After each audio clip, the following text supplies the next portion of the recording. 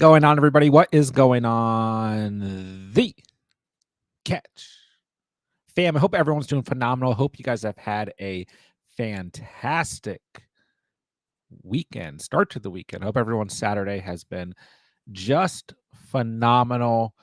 Hope you guys are ready because week 2 of the NFL season, week 2 of the 2024 fantasy football season is underway tomorrow. I know we've already had Thursday night football, which brought pain, as did most of the beginning of this fantasy season so far.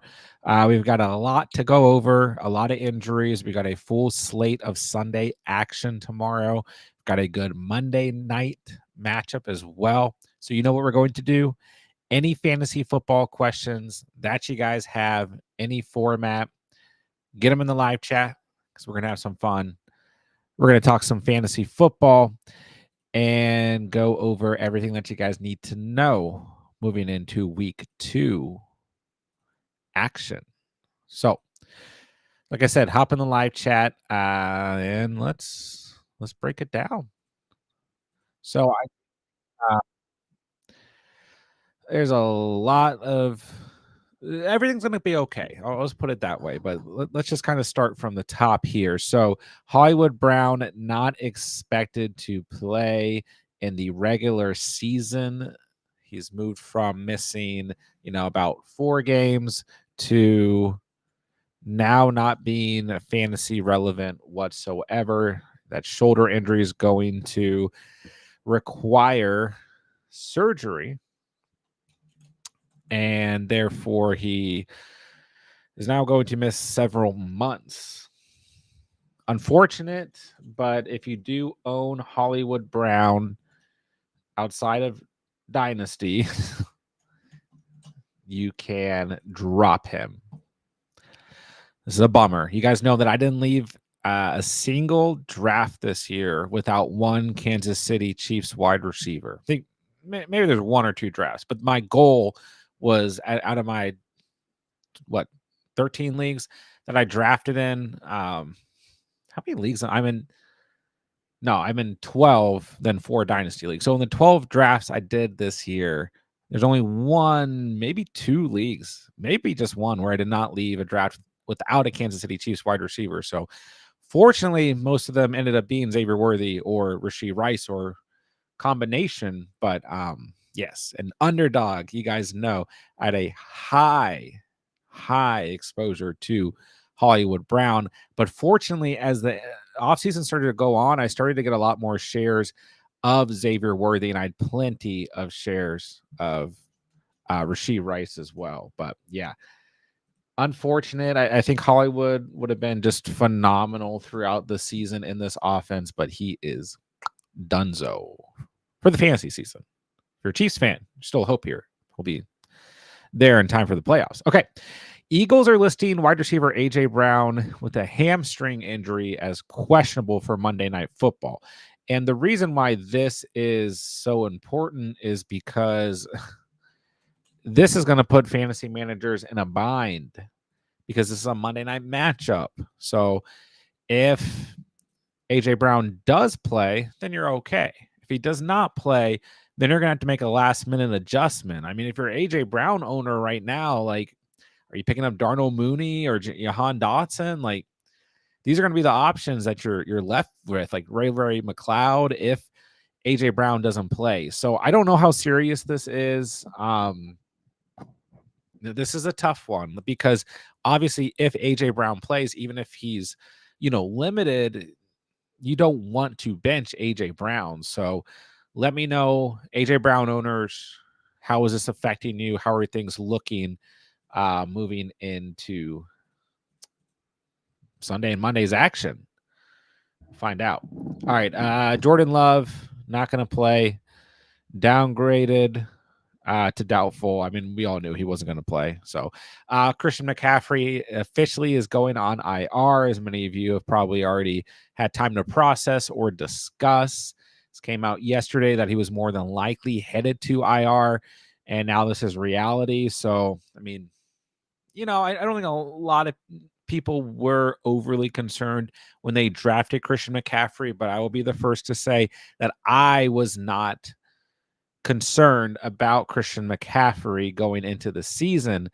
And you guys can yell at me now. You can go ahead and get in the chat and yell at me if you drafted Christian McCaffrey because of my influence. But I don't think that too many people like felt differently. It was just so hard not to draft him. So we don't know the extent of the Christian McCaffrey injury or how long this is actually going to end up keeping him out. But I guess it's Jordan Mason season. Let's go.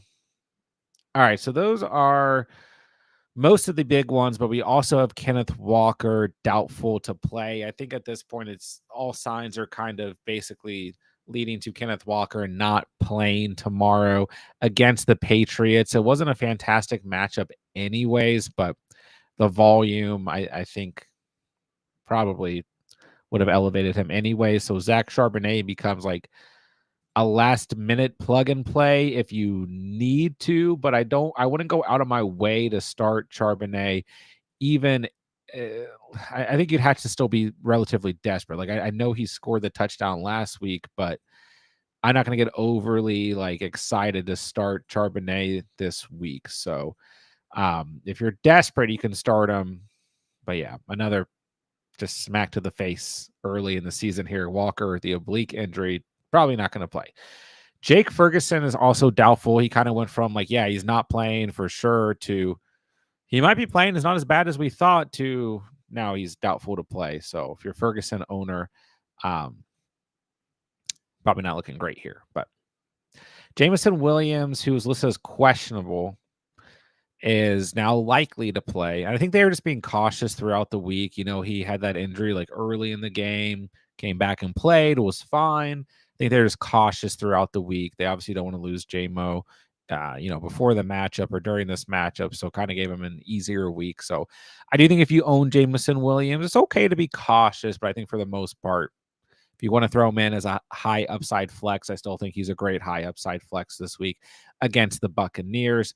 Buccaneers very steep against the wide receiver position in week 1, but that's because Jaden Daniels was involved and was running the football over the place. And yeah, this is a different team than the Washington Commanders. So Roma Dunze and Keenan Allen are both questionable for Sunday night. And the way things are looking, don't be surprised if Roma Dunze and Keenan Allen both do not play. Good for DJ Moore, I guess, because there's more targets, but I don't know. I kind of prefer more players out there at the position, less defensive pressure, but this should give us a true read on what we're going to get out of DJ Moore. Jordan Addison is out for Sunday's game. And that's just about everything. Malik Neighbors dealing with that knee injury. Looks like he's going to play. He gets a great matchup. I'm still in on Malik Neighbors for the week. I think that's all the major stuff. So yes, fantasy football is pain. This is part of the fun though. Okay. Don't panic. If there wasn't all these moving pieces, it wouldn't truly be fantasy football. So we'll get everything straightened out here. And let's get into some fantasy Q&A for week 2. Aaron Reborn, what's up? Mix Z Shot, I'm doing fantastic. I'm happy to be here. I apologize I couldn't stream last night, guys. But here I am tonight. So we're good. Tone Bear, what's up, man? Good to see you. How's everyone doing out there? JSC, thoughts on Mason versus Gibbs versus Dobbins? I mean, I think they're all great starts this week. This is, kind of one of the problems that arises, like especially early in the season when you have like just valuable players popping up at the position, whether it's running back or wide receiver. But then, yeah, sometimes you can start to look at your starting lineup. Like I have too many options, right? I think Dobbins is such a smash play this week. I do think there's still risk with starting Dobbins because I think Gus Edwards could easily get involved in this game. That's just how bad the Panthers run defense is, that I think both of these guys could end up balling out. Now, when we look at the split between Dobbins and Gus Edwards last week, I mean, Dobbins had 10 touches. Gus Edwards still had 11. Edwards 1 target and reception. Dobbins 3 targets, 3 receptions. So I mean, it's still very close. Dobbins was just actually efficient with the carries he had, and obviously much more explosive and scored a touchdown. So I still think Gus Edwards is going to be heavily involved. But Dobbins is just a player I've been in on all week long. I think he's going to have a smash day, and I don't think you can bench Jahmyr Gibbs. And the Buccaneers were not playing well against the run whatsoever in week 1. So I know it sounds kind of crazy to bench Jordan Mason right now. He has the worst matchup out of these 3 players. And I mean, it's a small sample size, right? We're in week 1 is, I don't know, the Vikings played the Giants in week 1, but I think they finished as the 14th team against the run. No, that's not right. It was much higher, 4th against the run. So yeah, I mean, I don't know, because it's hard to read into because I played the Giants, and I think Jordan Mason will be fine anyways. But I just remember that the Jets' run defense is not good. It was not good last year, and it did not look up to the task in week 1, although they were on the road against the Niners. But I'll say this. I'll say Jahmyr Gibbs, you have to start. Okay, I'm not benching Gibbs. If you want the floor, start Jordan Mason. If you want a little bit of risk, a little bit of upside, you feel like you need it, maybe you face like James Cook or Devon Achane, then you can go in and start Dobbins. Start Goddard or Ingram. What's up, C-Crip? I mean, I'd probably go Ingram here. I feel like there's just more upside with Evan Ingram. I know week 1 was a dud, but I probably go Ingram. And then, yeah, I think the floor is fine with Goddard, but I'm probably still considering Evan Ingram a must-start player. So I wonder if I have it in front of me. Pete, what's up? I wonder where the Bears or Browns, excuse me, came in against tight ends. Let me see. Yeah, I don't have it. Well, I can figure it out. All right, so the Browns were 10th against tight ends, so it's not fantastic for Ingram. And then the Falcons came in at 18th, so I think I still go Ingram here. Pete, are you there? What's up? Yeah, I'm here. Mic's good. Headphones good. We're good. We're rocking and rolling. We're just getting into it. Week 2. Oh boy. Yeah, lots of pain already. Not pain. if you watch this show, because you were ready for no whatchamacallit? Hopefully no ready. McCaffrey. We were on top of no McCaffrey. We're pretty on top of it. Let's see. Aaron Reborn. We got Barkley, Jones, Cup, Amon-Ra, Kelsey, DJ Moore, Santos, Bears defense. Your bench is Kenneth, Lazard, London, Adunze, Chubb, Wicks, Caleb. What moves should I make? I mean, starting lineup looks good. There's not really anyone here I think you can like package to trade. I mean, if you believe in London, you could like sell DJ Moore, but you're selling him low, and then all the other Bears wide receivers are hurt, so like this might be a bad time to sell DJ Moore. Volume might be better. So, but yeah, I mean, you could like package DJ Moore with. I mean, you don't have anyone to package him with though. Like you can't trade Kenneth, even though he's hurt. You still need him on the bench there. I think you just kind of have to hold and play the waiver for now. I mean, good news is you have a good starting lineup. I mean, you still have a decent bench here. I don't really know that we need to be rostering Dontavion Wicks right now. And I don't know if you have another quarterback here, but I think in like 10, 12 team leagues, you could argue Caleb Williams is droppable. But maybe you want to get a larger sample size. I could understand that, but and I guess Chubb's on the IR. Yeah, I think you just got to hold what you got here. mean, the problem is like you have a good starting lineup, but if you trade one of these players, like you have to acquire someone of equivalent value, and then being able to do that and get an additional player is probably not going to happen unless you also trade London. So, I mean, I just don't know if I like anything. Should I try and put a package together and trade for Gibbs? What would that be? I mean, yeah, you'd have to like sell Kenneth Walker while he's hurt or Aaron Jones and then add on like Drake London. Like I feel like that's like the only thing you could do here. Or maybe you add on DJ Moore and you start Drake London, but I don't know if I really like it. I don't know if I like it. Kenneth is going to be better and healthy at some point, so I think I'd hold. All right, full PPR. Start 2 running backs, a wide receiver, and a flex. We got Pollard, Mason, Ford, White, McLaurin, Dell. I'm going to start Pollard against the Jets at home. That run defense sucks. I'm going to start. That's an understatement. Yeah, I mean, they're bad, you know. This next choice is tough at running back. I will say in full PPR, I'll flex Tank Dell. You could flex Scary Terry. I'll put it this way. Terry McLaurin for a floor.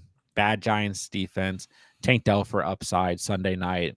Won't be surprised if Tank Dell was a big game. The second running back's hard because I like Mason, Ford, and White this week. Mason and White had the worst matchups here. Vikings number 4 against the run through week 1 at least. And then the Lions are 7th. So 2 top 7 teams. Then Ford has a good matchup. Jacksonville 25th against the run. So at least from a fantasy perspective. I probably take the PPR upside with White or the floor with Mason because even though the Vikings very good against the run in week 1 as the Giants, I don't think they're a bad run defense, but no, we're great. We're a great run D. We're the best run defense in football. What you mean? Might be. No, they were good last year too. So they were sure. And I think with it being the Niners, what did the Niners do against us? I don't think they had a huge game against us last year. I'll look that up for us. I might be able to because we played them last year. C-Mac had 45 yards on the ground. He had a big touchdown pass. I remember that. Yeah, he had a touchdown and 51 receiving yards and a receiving touchdown. So still 22 fantasy points. But you are correct. He only had 3 yards per carry and just 3 receptions. He just did Christian McCaffrey things off of the touches. And whatchamacallit, not that guy. Jordan Mason, not that kind of pass catcher, it doesn't look like. It was, for what it's worth, it was C-Mac's second worst game on the ground last year. His worst was week 5 against Dallas. See, this is what I'm like. This is what I'm talking about. These are the stats you got to know. I know. Week 11 at Tampa Bay at 3.7 yards per carry. Week 6 at Cleveland at 3.9. Every other game last year, he had 4.5 yards per carry or better, including a ceiling of 9.6 yards per carry in week 14. That's just ridiculous. Yes, good point here. Run defense was solid last year as well. And that's why, like, I kind of just mentioned this before you got on, but like for a lot of people looking at Jordan Mason, like you probably already have a few studs in front of him. You know, he was either a player you drafted at the end of your draft or you picked up off the waivers. And it's really, it makes the decisions much tougher this week.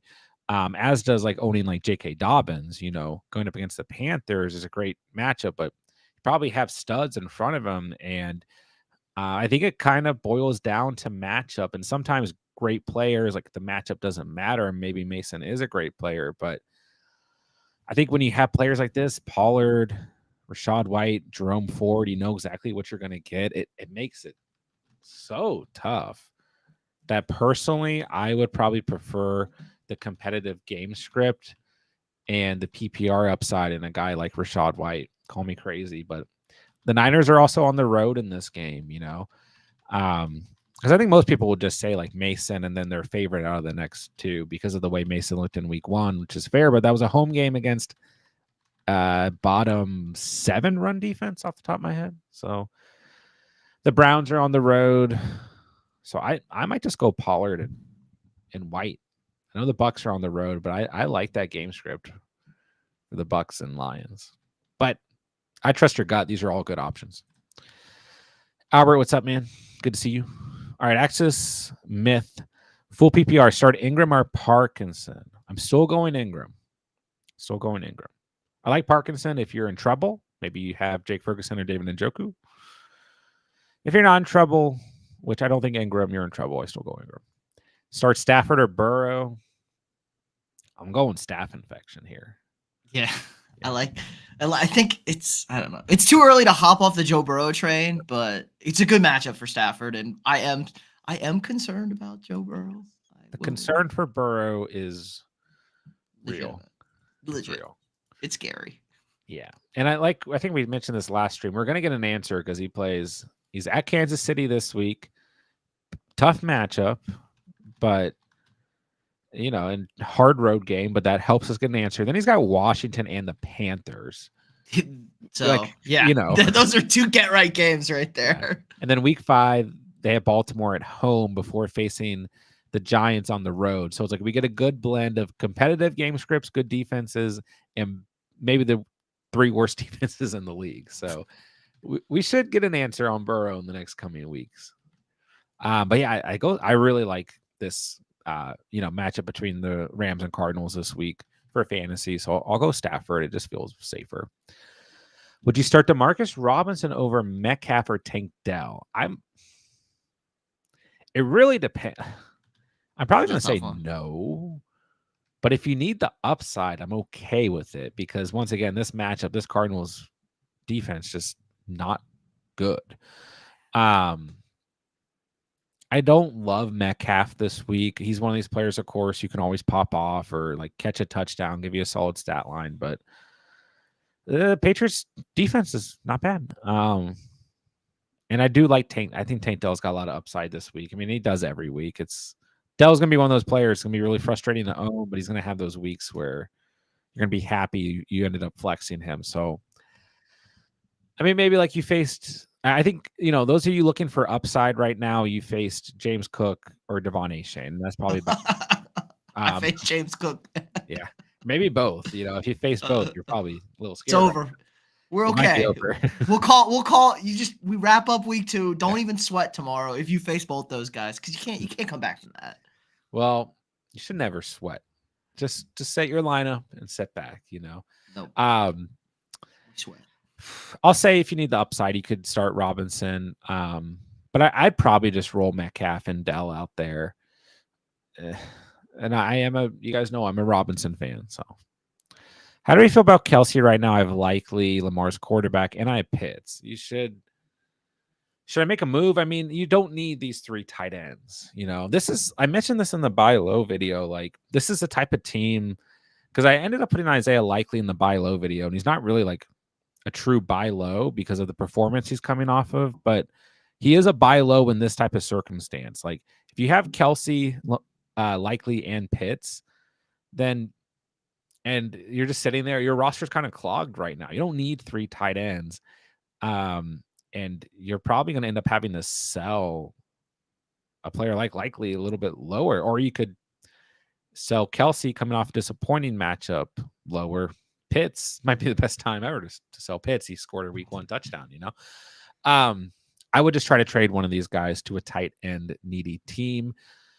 Ferguson owner, Njoku owner, maybe someone who has like Kincaid and is freaking out right now, which we'll say there might be a little bit of reason to be concerned about Kincaid right now.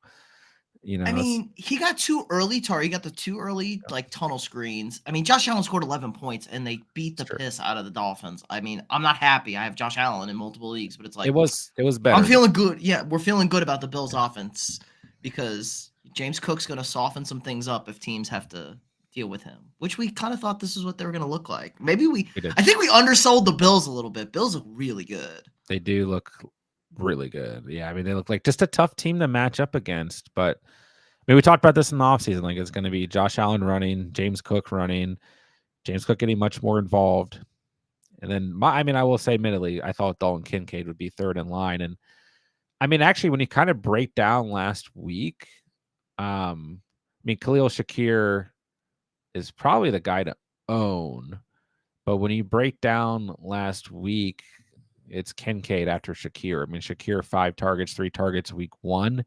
Kincaid 4 targets last week or this current week, and then 2 targets week 1. And then Coleman looked like he was going to be something. Then he just not like I saw multiple people put like Coleman over props, like over yards, over receptions. I liked and him he in threw this up, game too. So yeah, and he threw up a goose egg. Buffalo just likes confusing us. Okay, that's they kind do. of their MO. They do. But maybe if someone who owns Kincaid is freaking out still, or McBride is freaking out, or Andrews, but yeah, you just don't need these 3 tight ends. I mean, really, if you get equivalent value at any position, running back or wide receiver, I would take it for any one of these guys. Would you drop McLaughlin for Garrido? I don't even know. Not even sure who he's trying to say. Oh, wait, Isaac. Oh, I'm sorry. I was thinking kickers. I was thinking Chase McLaughlin, but we're talking McLaughlin. Jaleel McLaughlin. Yeah. Gosh, I'm already getting my players mixed up. It's only week 2. I know some people are like rushing to add Isaac Guerrero, but I just don't know that I'm going to. I mean, we're basically, I think, hunting for a Jordan Mason injury at this point. I mean, maybe I'm wrong, and the depth chart's really weird right now for the Niners behind Mason, but we're also assuming that this is going to be the number 2 guy. I mean, it's definitely not Eli Mitchell. He's gonna have hamstring surgery, so he's donezo, right? We know that, but I mean, Garando, I don't know how to say his last name, was only on the field for 4% of snaps last week. I mean, they probably will get someone else involved, I guess. I mean, Mason on the field for 81% of snaps, and then they actually had Kyle Hushek was at 56%, but he's also out there at times with the running backs out there. Then it's just Patrick Taylor, who had 0 snaps last week. So I'm not really big on McLaughlin, so I guess you could. I still like the Niners offense more, but I don't think it's going to like really impact your roster, unfortunately. We'll find out. Got AJ, and because it's a hammy injury, I'm going to err on caution and sit and roll the dice with Pittman and Godwin. I mean, I think that's fine. Like, if you have good options that you like, and I like Pittman a lot this week, I think he'll be more involved. It's a really good matchup. And I like Godwin a ton this week. It's another just smash matchup for Godwin. Both the Lions and the Bucks are really poor against slot wide receivers. So Godwin and Kupp, I mean, just in general, should do well because both these secondaries are bad, but also should just do really well because they both line up out of the slot a lot. So I don't know if maybe Kupp's role changes or whatever this week, but I like Pittman this week. I like Godwin. It's tough to bench AJ, but lately, like, the injuries have been impacting us in a bad way. So might be smart. Should I sell C-Mac for Henry and Bowers, have A-Chain, Mason, Najee, and Andrews? Here's the thing with selling Christian McCaffrey. I'm okay with it. You just kind of have to face 2 realities. The first reality is you take the gamble and it pays off because he misses more than 4 weeks, which maybe still doesn't pay off because let's say he misses 6 weeks and he comes back and he's fully healthy. And then he's just Christian McCaffrey again. And then it's like, well, maybe he does come back, even though it's 4 or 6 weeks. And they use both Jordan Mason and Christian McCaffrey to try and keep C-Mac healthy, because this is still a team that looks like they're going to make a deep playoff run. So the C-Mac thing is really tough. Now, if you don't want to deal with the headache of it all, I think this trade's fine. I do. But I personally would try to get a wide receiver over Bowers. I mean, I get it. We had a pretty in-depth conversation about what the value is wide receiver wise for CMC, and it's kind of all over. Nobody knows. Like, nobody knows. I've seen so many trades involving Christian McCaffrey online this week that it's like I don't know what the true value is. Some people want like a first round player and just straight up a first round player. Some people want like two lower tier guys like Henry and Bowers, I guess a good example, or like they want, or maybe they want two more valuable players like Henry and Ayuk or Henry and London, or I've seen so many different trades. It's all over the place. I've seen like Jordan Mason involved in a lot of trades, like Jordan Mason and whatever, name one wide receiver. Tank Dell, there yeah, a guy we talked about, like a yeah, medium tier wide receiver, a good flex play most weeks. So for me, it's really tough to answer. I think this trade is probably fine, but I'd probably try to swap Bowers here and add a wide receiver. Unless you're just stacked at wide receiver. Good. You have to see how desperate, like whoever has CMC, you have like wait this week, because if that CMC team is 0-2, you're gonna be able, because they can't wait. Like they have to make a move to try and win games. So you're gonna be able, and if you're 2-0, you can buy CMC low and try and gut it out for 5. Let's call it 5 weeks. Let's say he misses this game and then 4 more games coming up. And if you can gut it out for 5 weeks, you're already 2-0. You go 3-2 in 5 weeks, and then now you're stacking CMC with an elite tier team over here because you bought him super low. You're going to be a problem for the playoffs. Like the fantasy season is long, guys. It's not. It's a marathon, not a sprint. But it feels sprinty right now because the world is falling around you. Yeah, the Catch League 5, I drafted from the number 1 overall spot. And I have Christian McCaffrey, and I have Tua. It's been a bad week. Not great. I took Tyreek Hill right after you, so we're burning the Tyreek Hill stock over here too. And I'm probably gonna lose this week. I'm facing Jason has Stroud, Pollard, Jordan Mason, Xavier Worthy, Nico, Laporta, Cup, and AJ Brown. Yeah, it's a pretty bad matchup. He benched Shakir, but his other flex options aren't great. But either way, that is a tough matchup. I'm projected to lose by 30 points. I already started Tua. So, yeah, like I might be a team who ends up selling C-Mac low. But knowing me and the way I play, I'll probably just let him sit on my IR just to spite. That's a little bit more your speed. Just spite everybody. Yeah, no one else can have him. Need one flex, Ford, Lazard, or Dell. Full PPR, I'm going Dell. Just give me the upside. If you don't like it, you can go Ford. I think he's a very safe floor.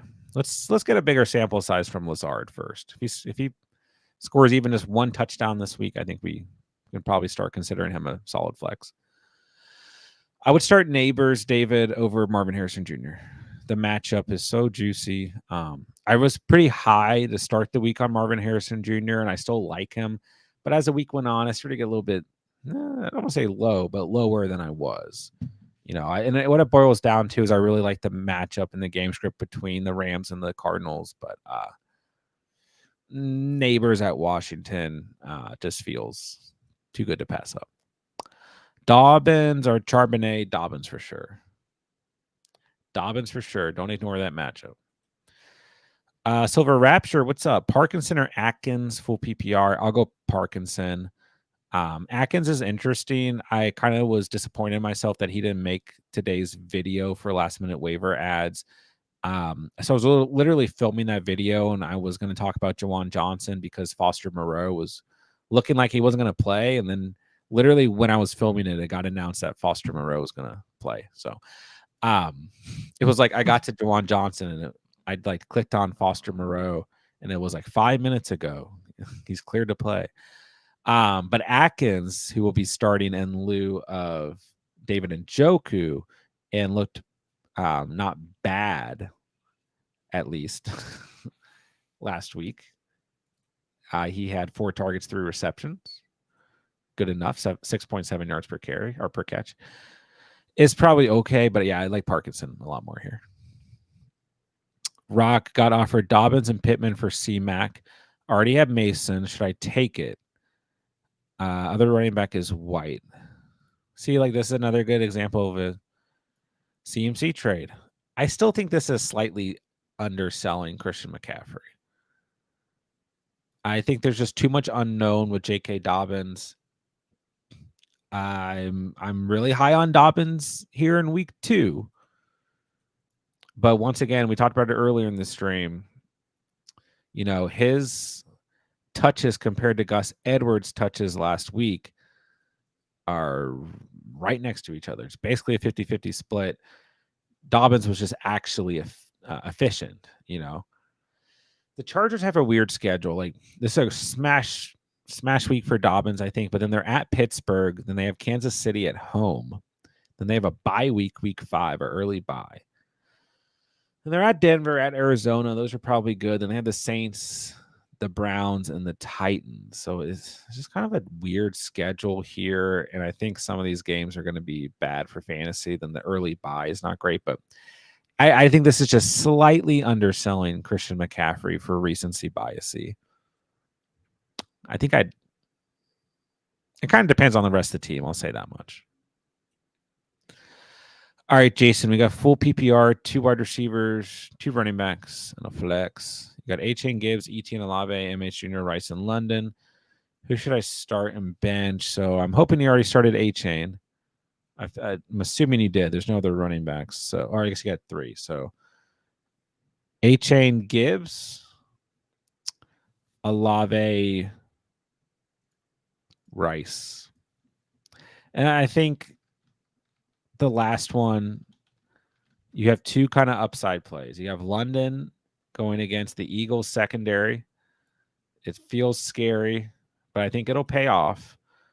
I think the more grounded play is Marvin Harrison Jr. So depends on if you want the upside or not. Then, I mean, ETN is probably still fine. Let's see here. The Browns in week 1, right in the middle, 17th against the run. That was kind of a weird game. But the Browns on the road this week, question mark? Yeah. They're the worst defense in football on the road. I know. I think full PPR probably still flex a wide receiver here. So I probably go Marvin Harrison Jr. for a floor, London for upside, and I probably start Gibbs over ETN, and I hope that you started A-Chain. Full PPR, we got ETN, Monty, Ford, B-Rob, start 2, and flex 1. So, I mean, like in this case, due to volume, I'll go ETN. And I'm starting B-Rob this week if I can. Yeah. We smashing that B-Rob train, baby. I think that was like my first sleeper I had all the way back when we did our first shores. I love B-Rob. Started him last week against you. Start him again this week. I think if he's fully healthy, I really think Brian Robinson might be a top 10 back. I just think that offense, they're going to just want to use him as a true workhorse. And yeah, I think the touchdown upside's so high, but he gets the Giants this week here in week 2. So I would probably go Ford. I just really think Jerome Ford, once again, due to volumes, due for another big week. I know it's tough to bench Monty, but we have to remember that as good as Monty looked in week 1, he did like 10 and a half points in the last drive of the game, basically. So in overtime, you know, the Bucks looked really bad against the run in week 1. Good against the pass, which was interesting. Maybe a result. No Winfield this week, so I think that kind of helps both. I think that hurts in the passing game and the running game because Winfield's a good safety. But I think Detroit couldn't move the ball in the second half of the game, and they were all Gibbs, and then they go to Monty at the end of that. So maybe we're gonna see more Monty here. I'm rolling with Monty over Charbs because everyone's on the Charbs train, and I'm I don't want to play. I don't want to play New England. I don't want to play New England. So yeah, I guess I go ETN, Ford, B-Rob. No disrespect to Monty. All right, Jerry at the bottom of the chat with the super chat. What's up, Jer? I go against John this week, so it's real personal.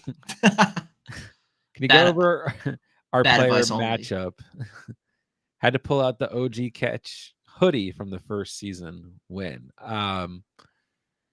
Yes, congrats on winning the first ever. I didn't even realize we were playing each other. First ever Catch Fam league ever. That was a crazy league because we drafted like mid-season. It's a mid-season league. All right, Jared, we'll do it for you. So you've got Mahomes, Mixon, Pollard, JJ, Pittman, Kelsey, Davis, Eckler. Who's on your bench? You have 3 quarterbacks. That's right. You drafted a second quarterback by accident, or third by accident. You drafted Herbert by accident.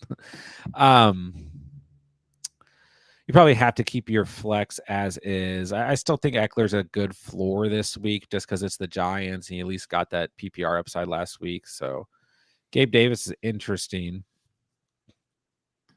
But yeah, I mean, your starting lineup outside of flex is really strong. Pollard, Mixon, JJ, Pittman, Kelsey makes me pretty nervous here. I've got Baker, Barkley. I'm hurting at RB2. I don't know why. I just went really light at running back in this league. And I guess it's because I liked Zamir White so much in the offseason. He was trash week 1. So I've got Baker, Barkley, White, Garrett Wilson, Metcalf, Goddard, Dell, McLaurin, Love, Javonte, Worthy, Cooks, Dobbs. So this is a tough team. It's like maybe I want to bench Metcalf this week. And put in Worthy for upset. Tank Dell, weird matchup. Yeah. Got Goddard. He doesn't have a high ceiling. But you have like the added projections, like Mahomes is juiced, JJ's going to be juiced, and Kelsey's going to be juiced in projections. So you're projected to beat me right now by 8 points about. So this is going to be a good matchup. I think JJ gonna have a bad. I think if JJ has a low scoring game, the Vikings are in a better shot to win that game. Yeah. Instead of JJ has a big game, I think we're in worse shape. So yeah, that one's a weird one. A bad game for JJ in fantasy is still probably double digits at worst. Yeah, what he do last week was a bad game for JJ, like 50 yards and a 60 yards and a touchdown. Yeah, 4 catches. There's your bad JJ game. Yeah. So yeah, Jerry, I think you have the advantage at RB2. I'm really high on Baker this week, so I think quarterback's gonna be closer than it looks. RB1 should be pretty neck. I really like Pollard this week. I'll still give the nod to JJ over Wilson. McLaurin and Pittman both have really good matchups, so I think they're gonna be close. Kelsey, Goddard, I have no idea. I just honestly no idea on either side. I'll take Dell over Gabe Davis. And whether I flex Metcalf or Worthy, I'll take him over Eckler. But I still think this is going to be a close matchup. So should be fun, as always. See what happens, bro. Good luck. And thank you for the super chat, Jer. All right, Tommy, what's going on? Is Jordan Mason last year's A-Chain for fantasy that league-winning find? So glad I swooped him in my home league, ready to smash.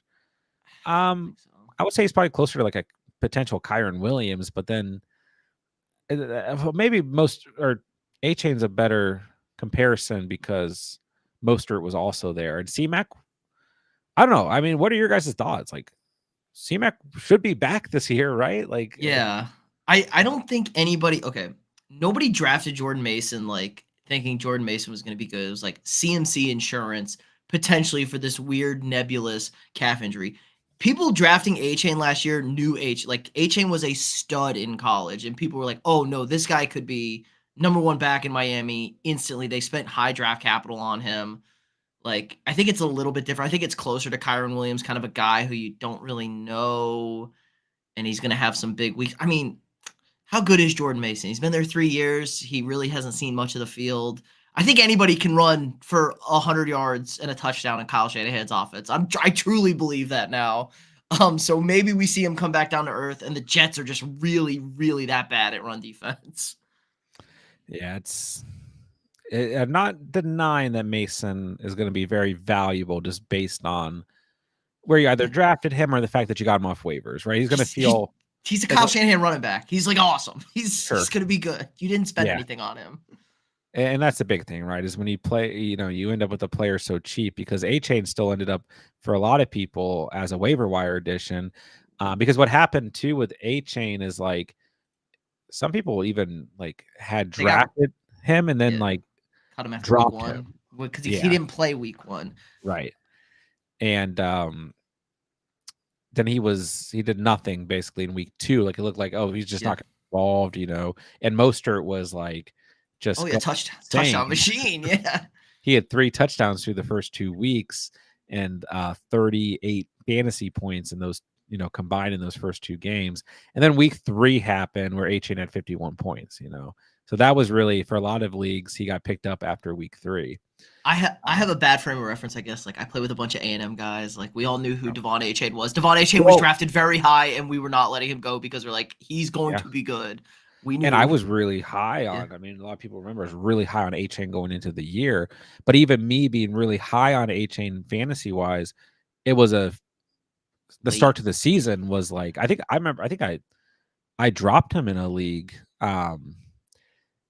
But then again, now there was, you have a million leagues. He's so hard to keep track of. Well, I remember good. I remember drafting him in that league, and because I liked, and it was a half PPR league too, and there was reason to drop him, don't get me wrong, but I definitely regretted that heavily. So we'll move on.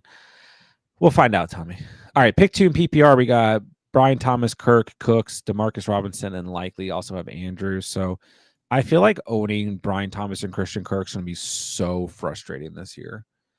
And my answer right now is Kirk gives you a floor, lower ceiling. B. Tom gives you the higher ceiling.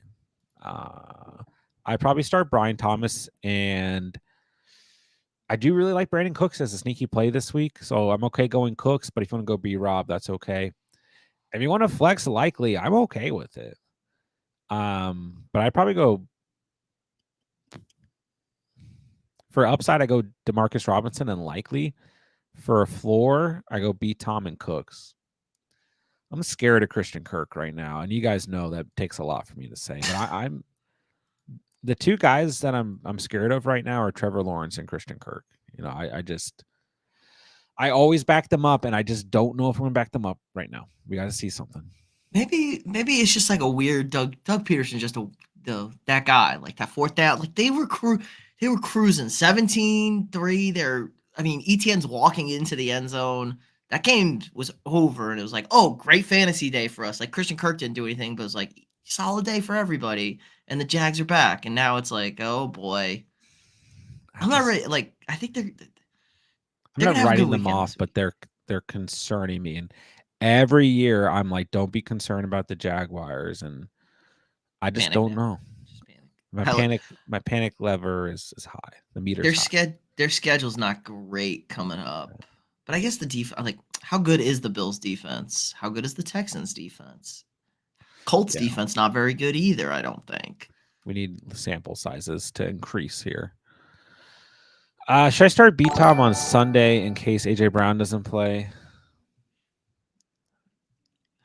This one's more steep because, like once again, I'm concerned about Kirk and T-Law. I don't want to overreact to the fact that Brian Thomas Jr. scored a touchdown in week 1 and looked very good. But, like, is he going to score a touchdown every single week? I don't know. I definitely think he is in a really good spot for a rookie wide receiver. 4 targets, 4 receptions, 47 receiving yards, a touchdown, 11.7 yards per catch, 14.7 fantasy points. So we take away the touchdown. He doesn't have a double-digit performance. He has 8 points. Plus, it'd actually be less because you take away the receiving yards on that play too. So I don't want to overreact completely. You really have to, like, when you have a player who's going to play Monday night, I always tell you guys, you got to make the decision. That's a tough. Yeah, Monday night sucks. My guess is as good as yours if A.J. Brown's going to play. We don't really know the severity of the hamstring injury here. So I think if you're worried about it, just roll with Brian Thomas. Never had it so good. We need 1 in PPR. Gus Bus, Javonte, or McLaughlin. I'll go Gus Bus. Yeah. Just take the matchup.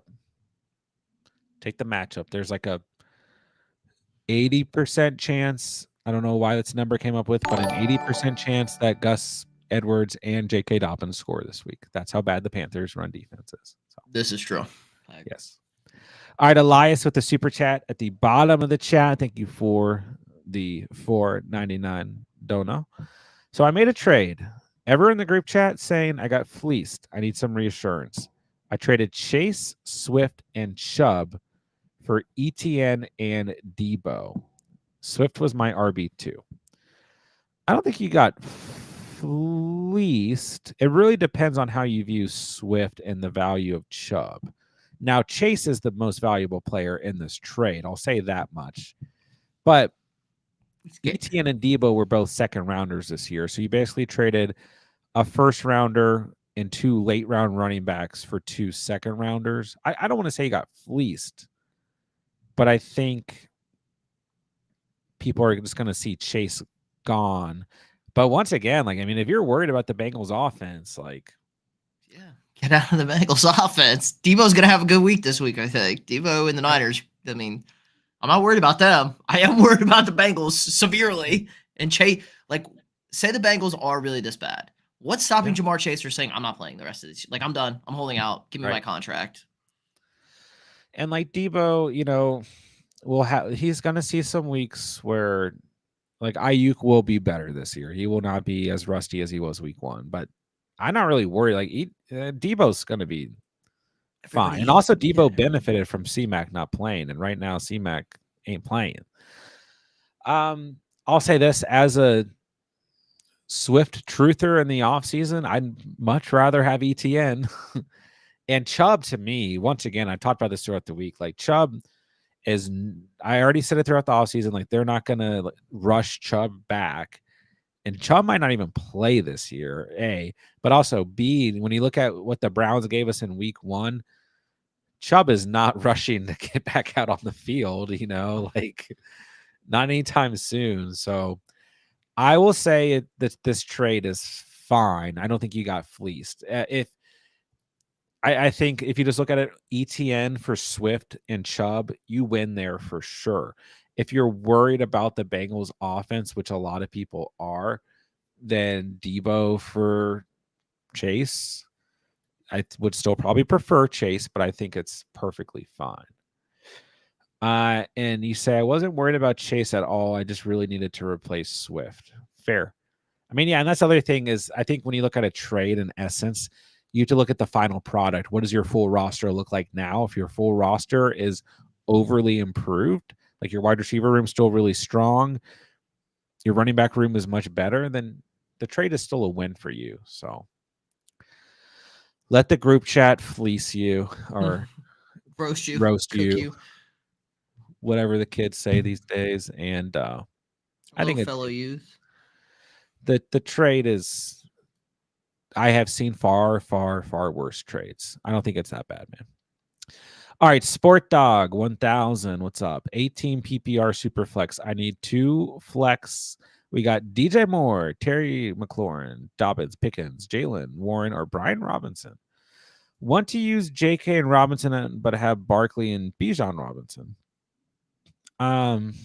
Okay, 8-teamer. So we want the most upside possible. Call me crazy. I would just throw J.K. Dobbins and Brian Robinson Jr. out there. And then start Barkley and Bijan. Now, I will say DJ Moore should have a better week. He should see increased volume. The Texans' defense is not good, at least from a fantasy perspective. I think they have good players. They're not good. At least they weren't good. I mean, Alec Pierce is balling out on you. You know, I mean, like, you know, yikes. Yeah. Now Terry McLaurin is the one name that I think kind of stands out just because he's playing the Giants and the Giants are playing Washington. This game's going to go one of 2 ways. Like we're going to see points scored, or it's just going to be one of those games where like the defenses suck, but the offenses are inexperienced and or suck, and we struggle to see points on the board. So I'd like to see that, like to think that we're going to get points on the board, but I'm also a little back and forth on that game. But a guy like Brian Robinson, I think, benefits in this game a lot. So I'd roll Dobbins and Brian Robinson because I think the touchdown upside is huge there. So, but 8-teamers, never know. Says like and sub for the dub. Appreciate it. Like and sub, everybody on both channels. Everybody do it. Hit the like button. Hit the like button. Do it. Aaron Reborn is Lamar at quarterback. That your previous question is so far up that I forgot what we were. It was a trade question. But Lamar at quarterback is good. And yeah, okay. Now I remember the rest of your team. You probably still don't need to make any changes here. I just don't know if you can. Ingram are likely with Andrews back. Well, Andrews played last week. He felt like he didn't play. Felt like he was hurt, but I'll say this much: Ingram for a floor, likely for upside. But guys, I am in on likely. I'm in. I don't think it's a 1 week wonder. I get that the Chiefs shut him out. I know there's been like really good breakdowns on that, and I still think Andrews is fine. But I think that you just have to look at the makeup of this offense and the roster as a whole, and likely / Andrews are the pass catcher twos on this team. You know, there's no one at wide receiver behind Flowers that's putting any fear into opponents. And then Justice Hill is the pass catcher 4. Like, I just, and likely to go back to last year when Andrews was out, very productive. I don't think likely is a 1 week wonder. So that's just my take. And Oz says Andrews are likely. Once again, if you want the floor, go Andrews. If you want the upside, go likely. So. Tone, need the highest ceiling of my earlier flex question. Let me see if I'm able to find it. Ford, Lazard, or Dell. Flex 1. The highest upside's Dell. I go Dell, Ford, Lazard for upside. All right. Ronaldo for flex, PPR, Ford, Worthy, or Cooks. Thank you. For a floor, I go Ford. For upside, I would go Worthy. I think Cooks is okay too, but I think I like the other two too much to feel like I need to start Cooks. I know Cooks scored week 1. But. All right, McClan has got Mixon or Mason. This is tough. That's tough. I'm probably still going Mixon on Sunday Night Football. The Bears defense was good week 1. But Tony Pollard tore them up. So I think Mixon's going to have another big game. Derek, hello. What's up? All right, Eduardo, 12-man PPR. The starters are A. Rich Hall, Kyron Ayuk, DK, JMO, Bauer, Shakir. Bench is Benson, Higgins, Chandler, Downs, Amir. What can I do to improve? Should I trade or hold my team? So the starting lineup looks good. Higgins is a bummer. But he's still, I mean, he could be good. He's a good piece. Yeah, I would hold him in this circumstance for sure. The problem is if you're going to trade, you got to trade someone low like DK or Ayuk, or you got to trade JMO high. Shakir, there's not enough unless you just have like a really wide receiver needy team.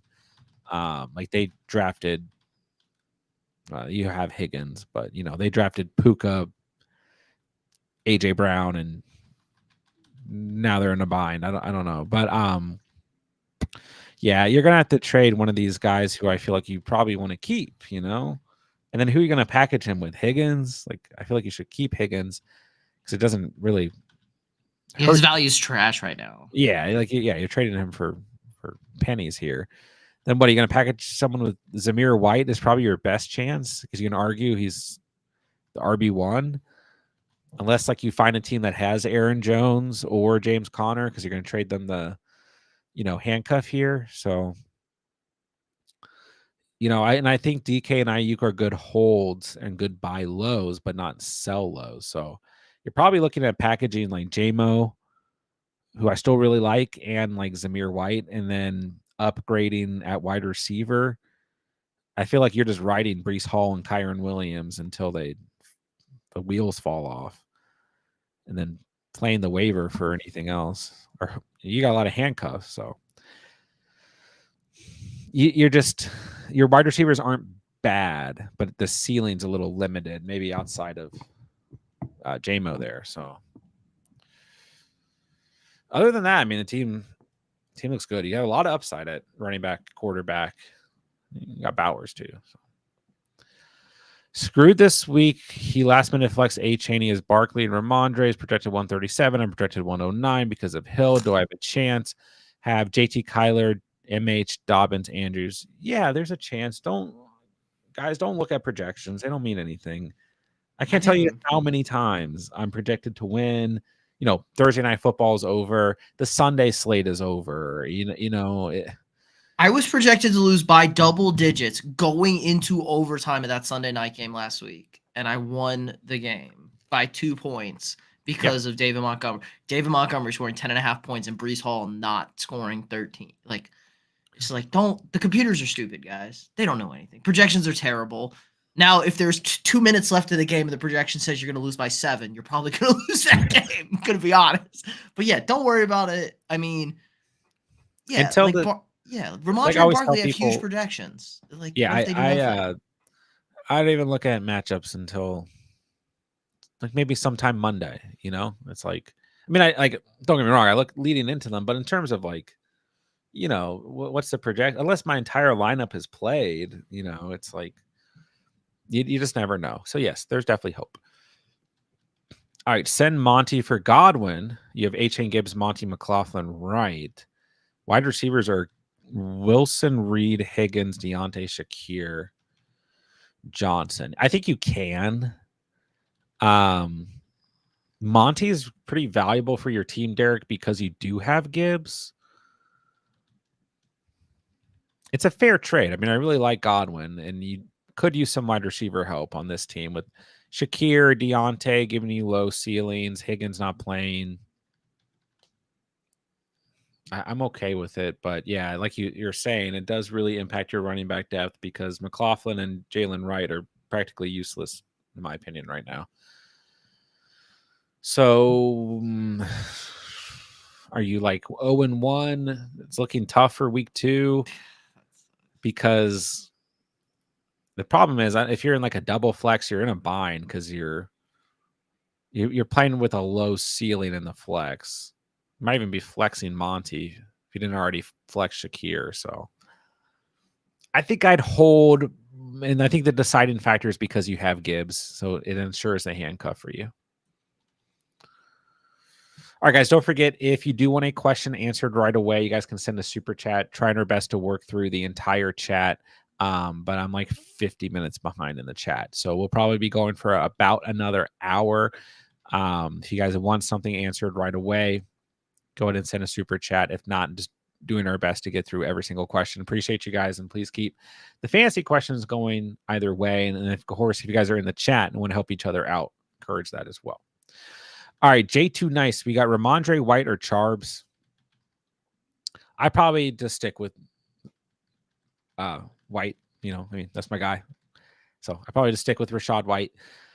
I do like this matchup. It's a bad matchup, but Rashad White is the type of player who I don't think matchup really matters. He didn't even have a good game on the ground last week, but he still had 16 fantasy points. So now I think it's another good week for Ramondre Stevenson, though. So if you want to go Ramondre, I'm okay with it. But I like the Bucks-Lions game. I expect more points scored in that game. So we got 2 wide receivers, 2 running backs, and a flex. Chase, Mooney, Lockett, Dell, Mondres, Etienne, Mason. Also have Murray and Burrow. I'd start Chase and Dell, Ramondre, Etienne, and flex Mason. And start Kyler over Burrow. I got CMC, London, Devontae Adams, Rice, Debo, Ingram, Gus Bus, Javonte. I need to trade for running back. What should I do? Wait. Mm-hmm. I mean, the problem is too at this point in the week, you're kind of panic trading. You know what I mean? You're just doing a trade to get a trade done, and you're going to end up giving up too much value. Now, the main reason I say to wait is because Gus Edwards might have a big week this week against the Panthers, and you can sell him at a better value. The risk is that J.K. Dobbins just goes crazy and Gus Bus does nothing again. But does that really hurt you? You're already selling Gus Bus for like nothing right now. And you're selling Javonte for nothing right now. And I do think, I mean, you have some wide receiver depth, but 4 wide receivers is like, you want to have a minimum of 4 start-worthy wide receivers. So, I mean, what can you do? Like, because Gus Edwards and Javonte kind of underperformed. Like right now, it looks like Dobbins and McLaughlin are the more valuable guys. So you'd have to, like, does packaging one of those running backs with the wide receiver here even really help? I don't know. I don't think so. So you'd have to sell one of the 4 wide receivers straight up at value is the only thing you can really do. And I think that hurts your team. So I just hold and hope that the wide receiver value gets you through the week. You might be starting the Gus Bus and Javonte. Oz also have Alan Lazard. Thinking of dropping it for Leggett or Rico Dowdle. I'd personally hold Alan Lazard. I think you're fine at running back for now. Alexander Madison's out. I'd hold Lazard personally. I do like Leggett, but I'd hold Lazard. Running backs are Hall, Kenneth, Ford, Warren. Should I trade away Mason for a wide receiver like Olave or DK? You can. If you feel like your team needs the depth. But still, like, Kenneth is already hurt. So you really have Hall and Ford you're leaning on. I don't know about Jalen Warren. I mean, it looks like Arthur Smith wants to run Najee into the ground. So does anybody know what Arthur Smith wants to do? Who knows what Arthur Smith wants to do? No. Nobody but Satan and Arthur Smith know. Arthur Smith doesn't even know what he wants. I feel like he just makes it up as he goes. I've come to respect Arthur Smith, I think, just because he is so frustrating that he doesn't care what anybody else thinks or says. He does what he wants to do. Well, that's what happens when you are, he does this for a hobby. You guys know that. His dad invented FedEx. Like, his dad, he's a billionaire, Arthur Smith. He coaches football for fun. He doesn't have to work.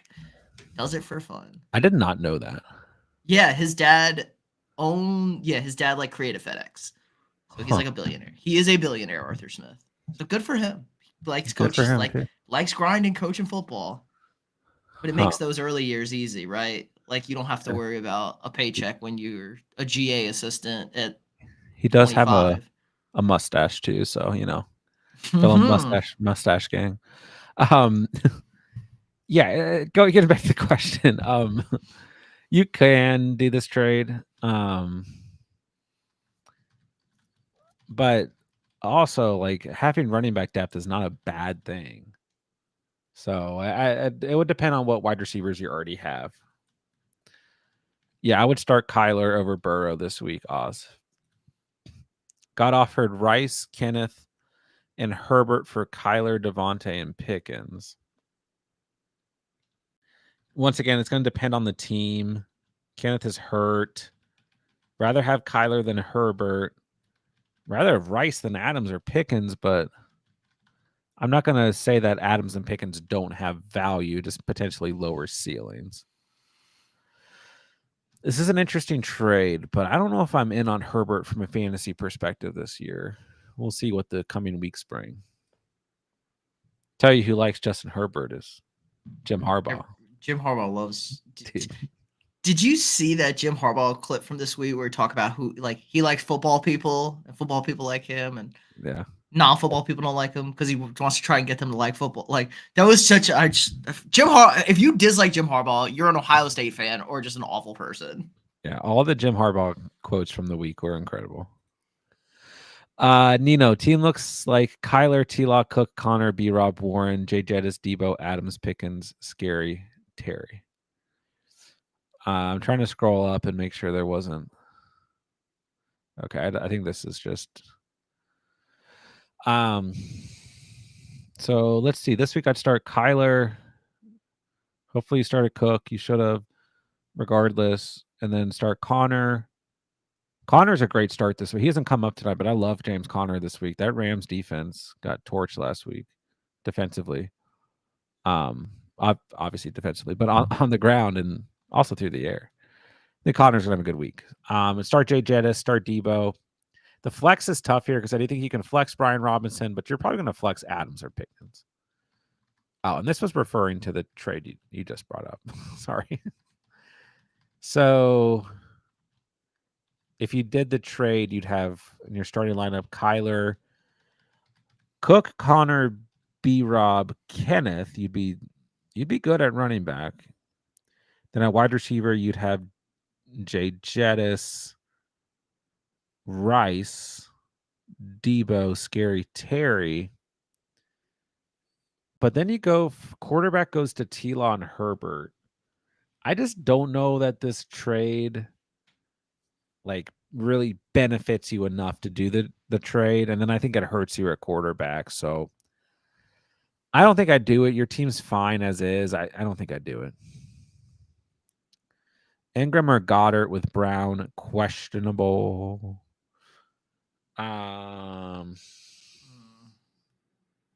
Ingram. I'll go Ingram. Drop Allen Lazard for Khalil Shakir. I think you can definitely do that.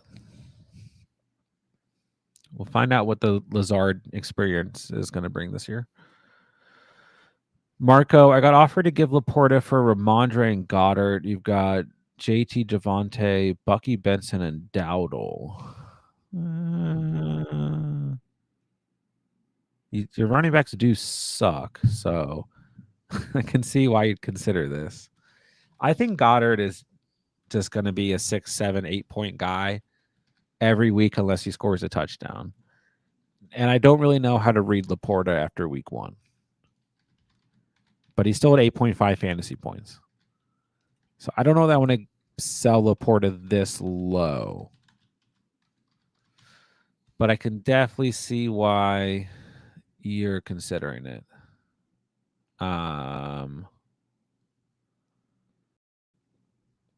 I think I'd hold. Laporta. All right, Tommy, trying to trade one of my running backs to upgrade a wide receiver. What about Ridley and Jacobs or Mike Evans? Then I'd have Rice, Evans, Kyron, A-Chain, Flex Mason, and one of McMillan, Demarcus Robinson, or Randall Robinson. So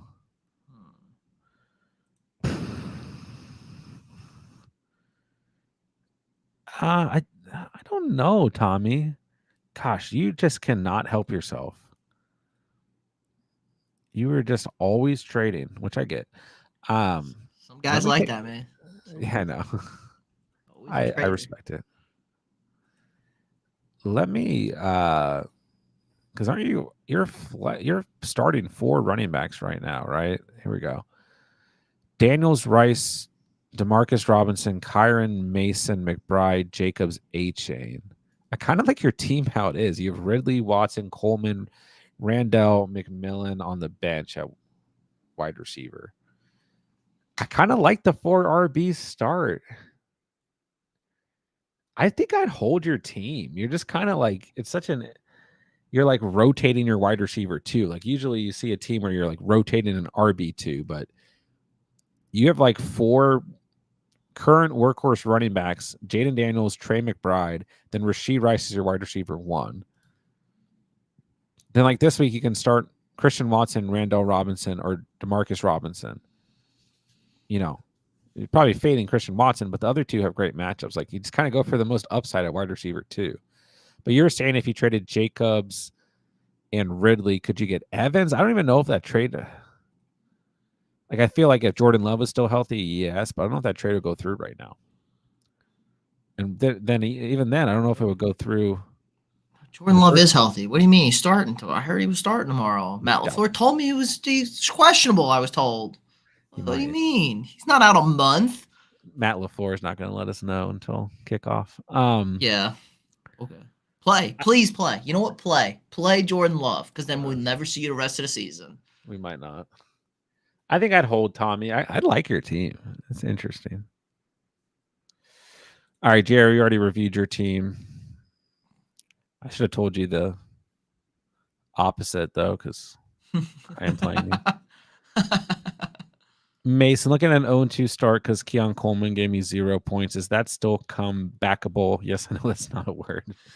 It is. I've gone into matchups with a goose egg and come out and won. It literally just about anything is possible when it comes to fantasy football. So, it is. But yeah, Keon Coleman definitely gave us reason to be cautious this week. I thought he'd be a solid flex, but I also thought this game script would be much more competitive, and it was Bad.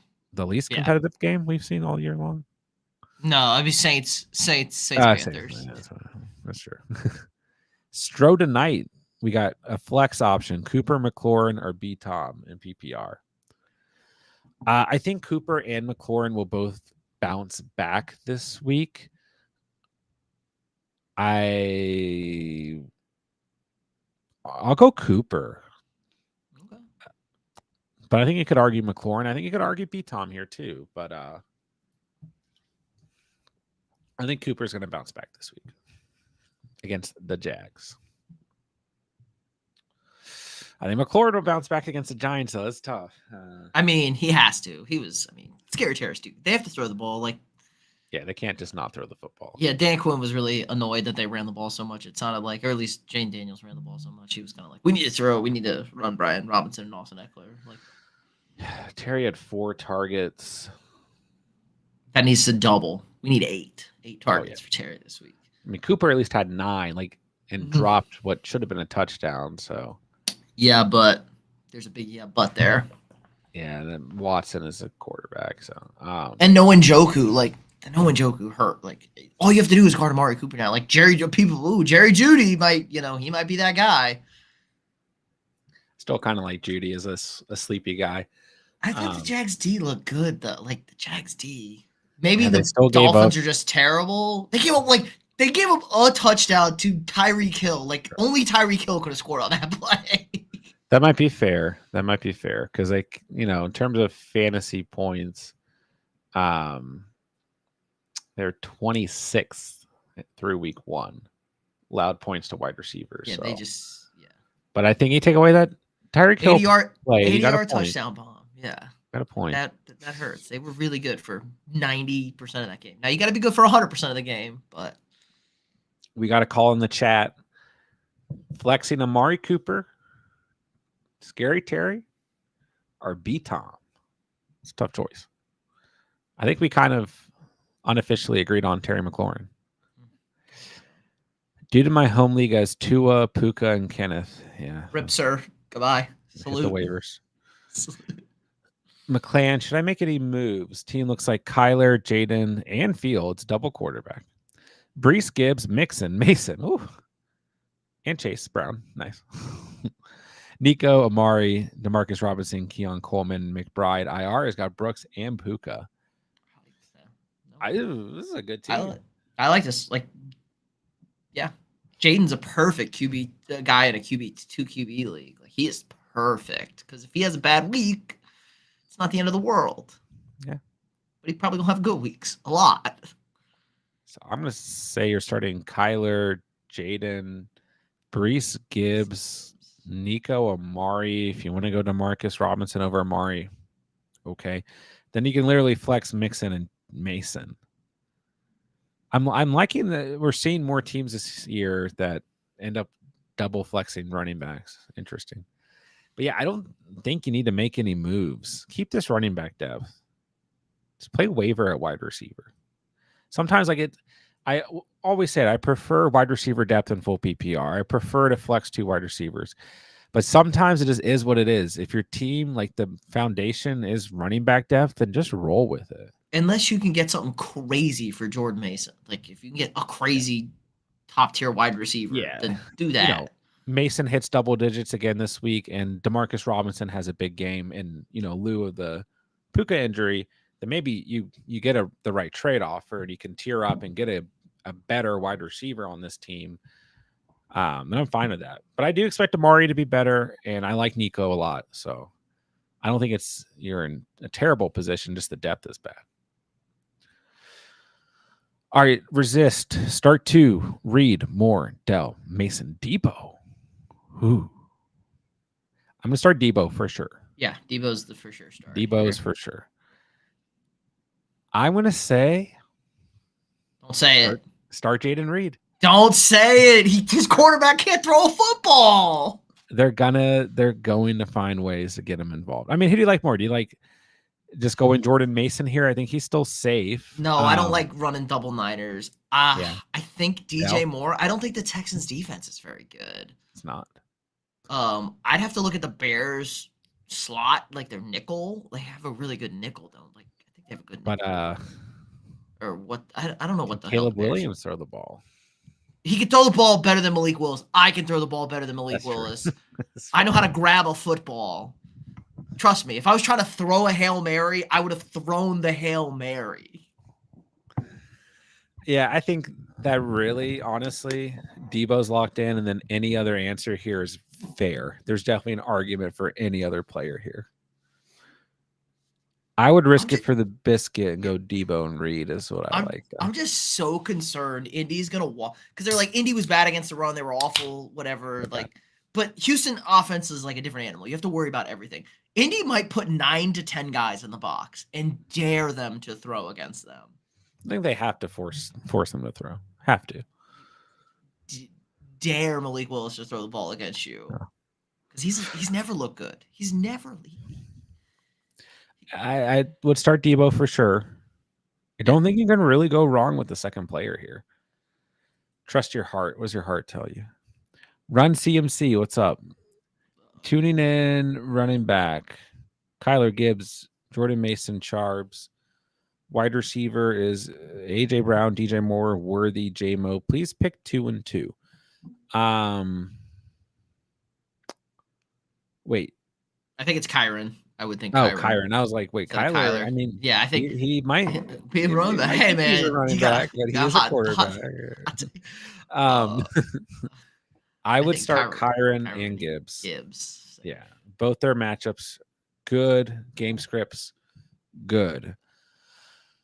I would really hate to own AJ Brown this week. Yes, Monday night. Of course it's Monday night. Of course, couldn't be Sunday night. Like we could make some moves then. If you're worried about AJ Brown, just go Worthy.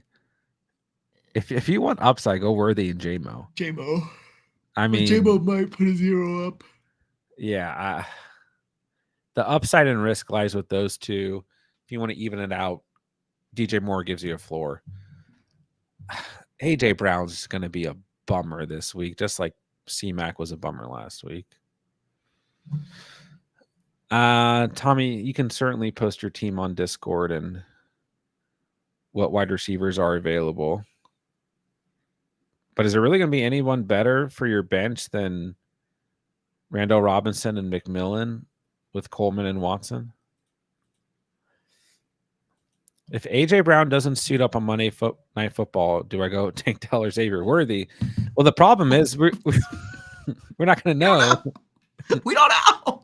That's the problem. Unfortunately, So I think that there's still risk with both Dell and Worthy in terms of like a safe floor, but there's plenty of upside. I mean, I like both these guys a lot this week still. So I have a good feeling about Tank Dell this week. I will, factor in the fact that he did not score a touchdown last week. Makes me feel better about his chances to score a touchdown this week. So I'll go Tank Dell. But I like Xavier Worthy too. If you like Xavier Worthy more, I think that's fine. You need the touchdown upside here because it's half PPR. But yeah, unfortunate, John, that we just won't know until Monday about AJ Brown. I mean, we might find out earlier, but very likely we don't. I have a feeling he's not going to play, but this is 100% a gut feeling just on the way it just kind of sounded. Yeah, I mean, it's a later week injury, right? Is the bigger concern, If we went into the week with knowing he was going to have a hamstring injury, be different, but I don't think that's popped up till like yesterday. Yesterday, yeah. What maybe happened Thursday, or if not, it happened early Friday. So that's not good. And are the Eagles really afraid of the Falcons? It's Kirk No. Cousins. They own Kirk Cousins. So sit AJ Brown. You're 2-0. What do you need AJ Brown for? Yeah, I think the Eagles gonna have a big week. Devontae smash play, baby. Yeah, Devontae is gonna be I mean, either way is smash play, but he might be more double. Can I double smash him? You can. I'll move him from the starting wide receiver from the flat. I'll put him in the starting. Yeah. He's the starting wide receiver. Gets a promotion. Promoted out of the flex. Jason, what's up, fellas? Glad you guys are streaming. We're glad as well. Defense question: would you start the Chiefs or the Hawks? I'm still going to start the Seahawks. Chiefs defense is good, but they're not a great fantasy defense. And I don't want to count the Bengals out completely here. I don't know what the Bengals are. I think there's still risk. They still have offensive talent. I mean, the Chiefs had 4 fantasy points in week 1. They could be a sneaky play this week. Don't get me wrong, but I'm going to go with the team facing Jacoby Brissett. Shanahan QB system has been taking guys off the street, turning them into 1,000-yard rushers since the Denver days, for sure. Big Lou, we got Ford, Godwin, Charbonnet, or Jameson at the flex and half PPR. Half PPR, I might go Jerome Ford. I'll take the running back here. I love him this week, so I'll take Ford, but I think Godwin's a really solid start. J-Mo's still good. Charbs is fine. Browns or Philly defense rest of season? Probably the Browns. I mean, Philly's defense is not good. So I'll go Browns. Slick Rick, we got MH Jr., Worthy, or Rashid. I'll go Worthy. I think Marvin Harrison Jr. will have a better week, but can't have a worse week. No, he if he does, then we're gonna have big issues here. But you'll know Sunday night. We will have that'll be the sky will be burning in my reaction panic videos. I liked Marvin Harrison Jr. a lot to start the week. I think it's a good bounce back spot, good game script, good matchup. But my concern has moved up since the week has gone on. So here's the thing with Xavier Worthy. Like, you're going to have frustrating weeks, but you're going to have weeks like week 1. And it's like, why did you draft Xavier Worthy? You drafted him to be a boomer bust flex option. So just let it ride. Steven Pereira. We got Devontae Adams, Dobbins, or Brian Robinson in half PPR. Just smash Dobbins. Just go Dobbins. I mean, you got 3 good options, and I like Brian Robinson a lot this week, but just throw Dobbins out there against the Panthers.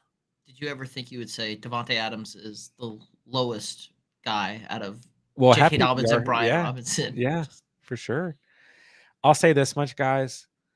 Whatever running back is facing the Panthers is probably going to be a must start every week. Now, their best players out for, like, they lost their best players. Like, they have nothing. They have nobody on that defense. That front is terrible. That team is bad. Bryce Young, maybe he's a Hall of Famer, but he ain't one right now. Hello, Andrea. Good to see you. Ramondre Stevenson for Najee and Kyler. Yeah, I am okay with this if you need the quarterback help. Yeah, what's your quarterback look like? Yeah, it depends on the rest of the team here, but I'll say this much: like, if Najee scored a touchdown week 1, I think you would be looking at this as a no-brainer. I mean, Ramondre had 120 yards on the ground, a touchdown, and 3 receptions, 21 fantasy points. Najee had 70 yards on the ground, 1 reception, 20 touches compared to Ramondre's 25, and Najee had 0 touchdowns. So you add the touchdown, it's at least closer fantasy points scored. So, I mean, which offense do you believe in more, the Patriots or the Steelers? I don't know if we have an answer right now. So, what do I do with Waddle? Yeah, I've been waiting for these questions to start coming. Glad. Okay. Send him to the sun. this mirrors last year more than I think the Green Bay Packers wide receivers do right now. But just because Garrett Wilson lost Aaron Rodgers last year didn't make him completely fantasy relevant. You just downgrade. I mean, Waddle becomes a wide receiver 2 to a flex. You know, he gets downgraded and his ceiling is much lower. Tyreek Hill is still going to be a must start every week. It's just how it goes. It's just like Justin Jefferson. No disrespect to Sam Darnold, but JJ is a must start every week because he's JJ. But it feels a little bit like nobody's figured out. Like the Vikings have always moved. Like the offense isn't figured out. It kind of feels like the Mike McDaniel offense may have been figured out. Sure. Like all this little motion, timing stuff. Like people just bump them off their route and don't let Tyreek Hill run deep, and it's a problem. Now maybe Skylar Thompson is better. They need to bring it. They've already said they're going to bring in another quarterback, right? Who? No, they haven't. They haven't said that. Oh, I thought McDaniel said that. Although they said they were bringing in like depth, but like not a guy. Like they're not going to sign Tannehill. Yeah, maybe they bring in Mike White, like because Mike White was there. Maybe you just bring back Mike White. I don't disagree either way. It looks not good. I'm trying to trade for Jameis Winston just for the fun. Jameis might be a starter this year. Yeah, Jameis going to start for Cleveland. Yeah. So, you can't. That's the problem. I said the same thing last year about Garrett Wilson. If you sell Waddle, you're just selling him at the worst value. You know, he just gets downgraded to a flex. They play Seattle, Tennessee, and New England before they hit the bye. So two good. It's not going to be a good stretch here, anyways. Like these are 3 defenses who are opportunistic, right? It's just tough. Then they get a bye, then they play the Colts, the Cardinals, the Bills, the Rams, the Raiders is a little bit better, outside of maybe at Buffalo, because apparently this team can't match up against Buffalo. But that's a problem. I mean, you can package a guy like Waddle with another player, but you're selling him at an all-time low is the issue. And I will say this, not to get into a big debate and conversation or something sensitive here, but Tua might be back in a week. I bet not a week, but I would bet Tua's back in 3. Like Tua is back within 3 to 4 weeks. I would bet that. It's not out of the possibilities, but we'll let Tua make that decision with however much time he wants. But why don't they just put a guardian cap on him? I know it's super lame and everyone will make fun of him, but like seriously, just put a guardian cap on him. Once again, not to poke anything sensitive, but he should have like the neck brace. He should have the guard. He should have like an entire This is not sensitive. He's paid. Yeah. He signed a $167 million contract. I do not feel bad for this human being. Like, make the decision. Just make your call. The big thing is like it just feels like he's just susceptible to concussions. Like this wasn't even that bad. He was reckless. He was completely reckless. Yeah. He assumed Hamlin was gonna like just jump over him, touch him, not do anything. He was just reckless. Like, let me throw my neck into a defender. Well, I think one of the issues with Tua is when he's underperforming, which he was in this game by a mile. Yeah. He just tends to make these like superhero type decisions that don't pay off, and that's what you saw in that play. Is he's trying to do too much, and it just resulted in an awkward hit that I think a lot of quarterbacks would have been okay with taking, but just something is off with Tua and the concussion history to where this was a impactful hit. But yeah, and then of course like it's DeMar Hamlin of all. But honestly, I kind of like it's not funny, but it's kind of fun. It's like it's ironic. What's going on here? What's going on here? Like, what is going on here? It's an awkward laugh where you're like, this is just weird, It's like, of course, it's simulations. We live in a simulation. It's we probably saying hi. It's saying hi to us. Like, hey guys, remember when DeMar Hamlin died on the field? Watch him kill another guy. Like, what? Of course, it was DeMar Hamlin. Tua's gonna be okay though. He got up right away. That was the good sign. It was way better than the one against Cincinnati. The second one from 2022. Yeah. He was okay. But yeah, so we could very well see Tua back, and I would just hold Waddle. Just hold Waddle. Hold Tyreek, hold Waddle. Definitely hold A-Chain. A-Chain's probably the only one who benefits here. A-Chain hurt, had a great game. That was like, he's hurt, but he had a really good game. He's got 10 days off now. All right, Dom. Start one. Neighbors, White, DJ Moore, PPR. We're starting Malik Neighbors. That's my call this week. Throw Neighbors out there. Washington sucks. I like White. I like Moore. I like Neighbors the best. All right, I'm going to try and do a little speed run here and get caught up. 10-man PPR. A-Rich, Barkley, Gibbs, Malik, Worthy, Kittle, Dell. Benches, Bigsby, Pickens, Singletary, Mitchell, Ridley, JSN, DeMarcus Robinson. Any trade ideas? You're good at running back. Wide receiver is very interesting on this team. If you're not going to start Pickens, maybe you could package him with Singletary after this week, because I don't think Pickens' value will change and Singletary's value could go up after playing Washington. Maybe you can upgrade at wide receiver that way. Should I start Dobbins or Olave? We're throwing Dobbins out. If Dobbins is bad this week, then you guys will hate me. I think Olave will be better this week, but it's another tough matchup. Believe it or not, the Panthers was a tough matchup. They were good against wide receivers and wide receiver ones last year. Don't know why or how, but they were. So give me Dobbins. Who do I pick? Who do I start? Pick two. Mason, Connor, Neighbors. Connor and Neighbors. I still like Mason a lot, but those are the two with the better matchups all around. Mike, should I replace A.J. Brown with either Ayuk, Monty, Ridley, B. Tom, or J-Mo? I just start Ayuk here. Ayuk will be better this week. I'll just start Ayuk if you're worried about A.J. Brown. 10-man, Purdy, Hall, Stevenson, Adams, J.J. Coleman, Jets defense, Bates. Any changes? Yes, take Coleman out of your starting lineup. Whoops. Other than that, which I know you can. I'm sorry. That sucks. Other than that, you're good here. Jets defense is going to be interesting. The Jets defense will still have moments this year. Don't get me wrong. And Will Levis, bad. Will Levis cannot throw the football. Yeah. Another guy who cannot throw the football except to the other team. Yeah. I didn't even think about them this week, but the Jets defense is probably fine. Look at a turnover. Yeah. Kanye's Mr. Just the picture of Kanye there. Just drop Rashid Shaheed for Bucky Irving. Depends on the roster. I probably prefer Shaheed, but Irving's fine.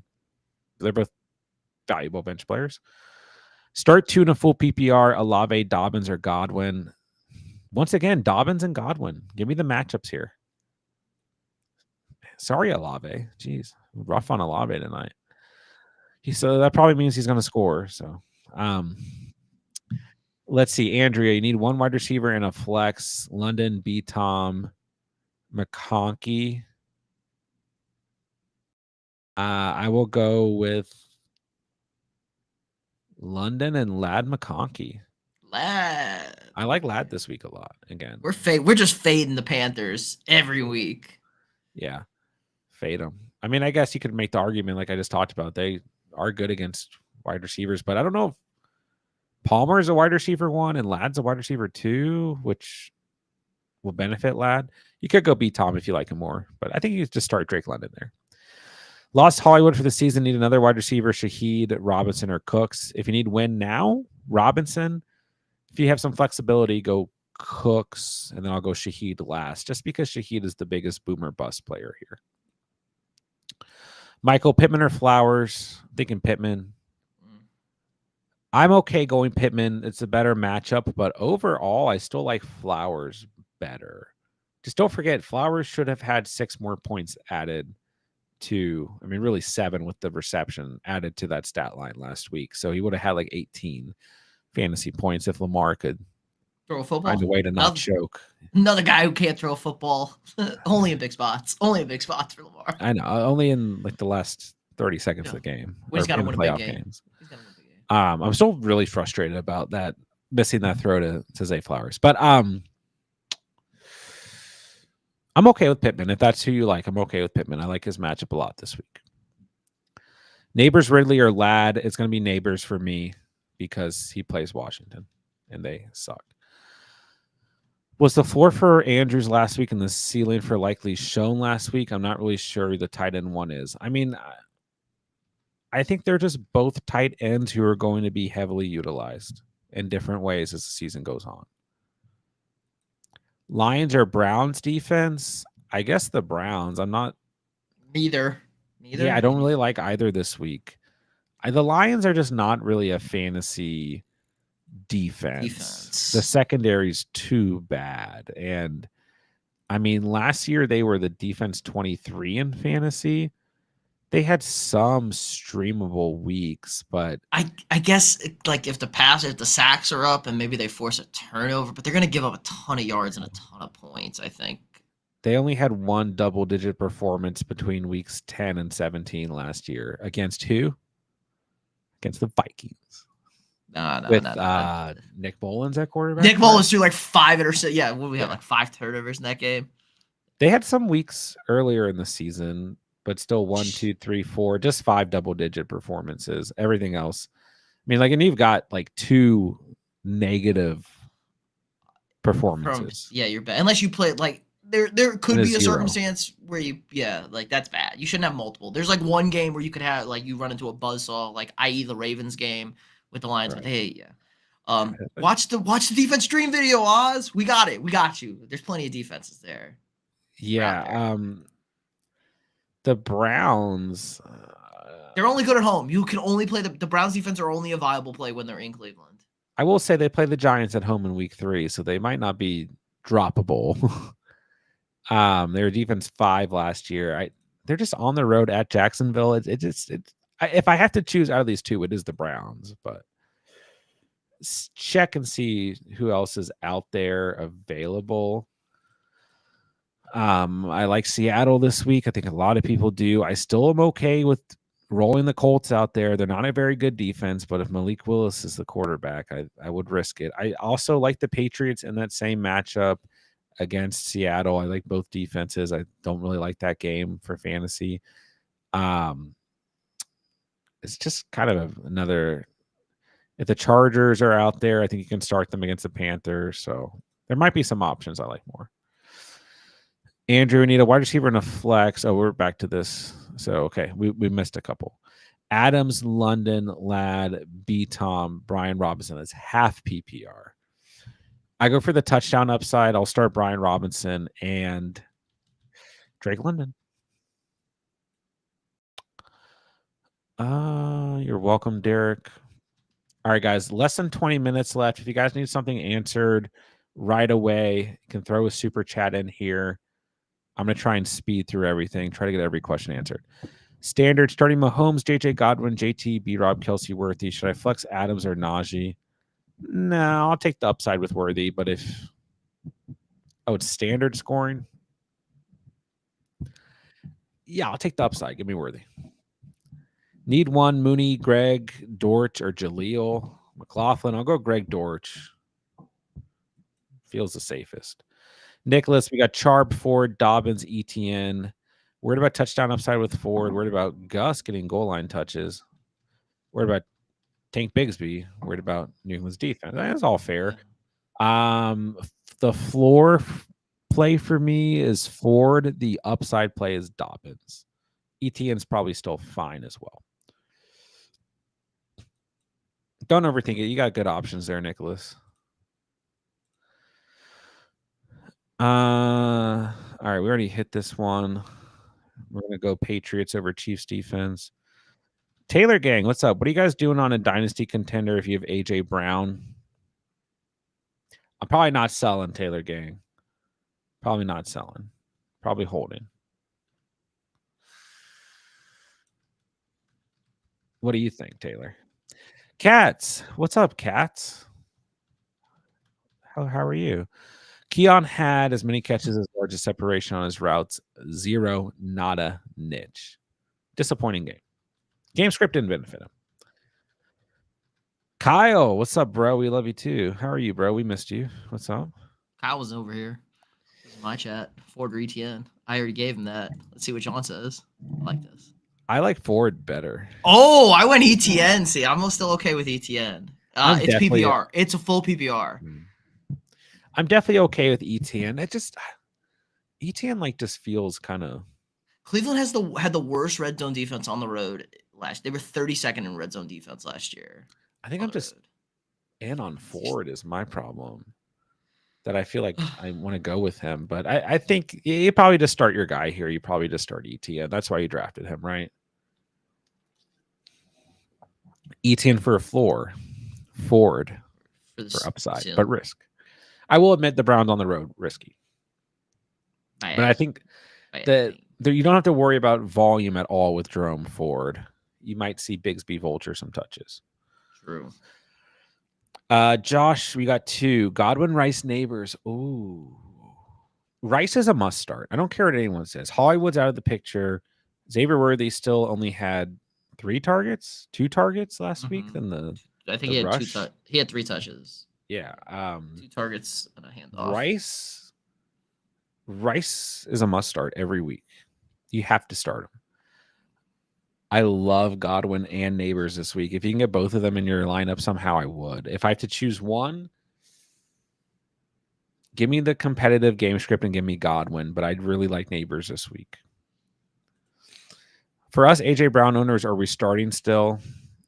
Like, I'm going to leave it up to you guys. It's too tough of a decision to make at this point in the week. It depends on who else you have. Like if you're looking at your bench and it's, DeMarcus Robinson, Deontay Johnson, and Christian Watson, and like you just don't feel great. I mean, DeMarcus Robinson, I think there might be an argument for because that's a positive game script, but there's no way of knowing. We don't have a great update here, so it really depends on what you have. Can you drop players on Yahoo even if they played already? It depends on your league settings. In my leagues, no. In your league, maybe. You might want to ask your commissioner.